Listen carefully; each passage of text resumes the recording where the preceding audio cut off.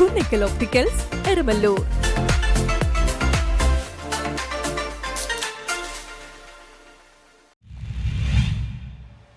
Panepalli government ഹൈസ്കൂളിന്റെ പ്രവേശനോത്സവം കൊച്ചി നഗരസഭ town planning standing committee chairman J Sanalmon ഉദ്ഘാടനം ചെയ്തു. പനേപ്പള്ളി ഗവൺമെന്റ് ഹൈസ്കൂളിന്റെ പ്രവേശനോത്സവം കൊച്ചി നഗരസഭ town planning standing committee chairman J Sanalmon ഉദ്ഘാടനം ചെയ്തു. ഇനി വരാൻ പോകുന്നത് പഠിക്കണം, എന്നാലും മാർക്കിട്ട് പണ്ടത്തെ പോലെ വാരിക്കോലിയൊന്നും തരൂല.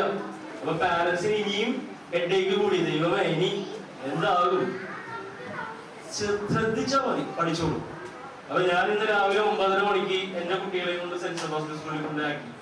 ആ സമയത്ത് എന്റെ മകൻ എന്റെ പുറകിൽ എന്ന് പറഞ്ഞു, അപ്പൊ ഇത് നല്ലോണം പഠിക്കണമല്ലേ, അല്ലെങ്കിൽ ജയിപ്പിക്കൂലല്ലേ? അവൻ ജയിപ്പിക്കൂല, തീർച്ചയായിട്ടും ജയിപ്പിക്കൂല. അപ്പൊ ആ ഒരു മനസ്സിലുള്ള ആ ആകുലത നിങ്ങൾക്ക് ഉണ്ടാവും.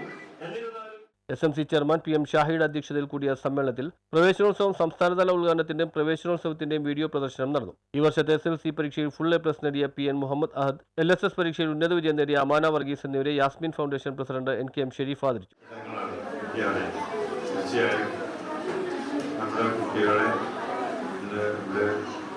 വളരെ സന്തോഷപൂർവ്വം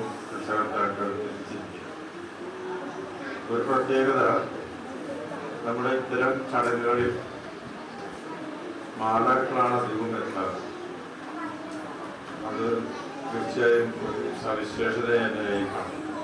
കൈക്കുഞ്ഞുമായി വരെ കുട്ടികൾ ഇവിടെ മാതാക്കൾ എത്തിയിട്ടുണ്ട് എന്നുള്ളത് അത് ഏറ്റവും വലിയ തെളിവാണ്.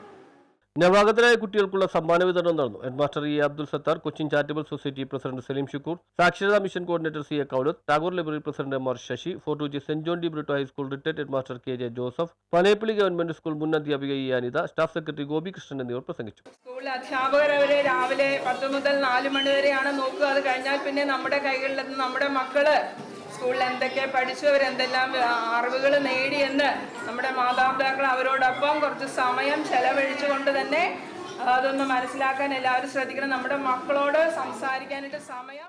News bureau, Mattancherry.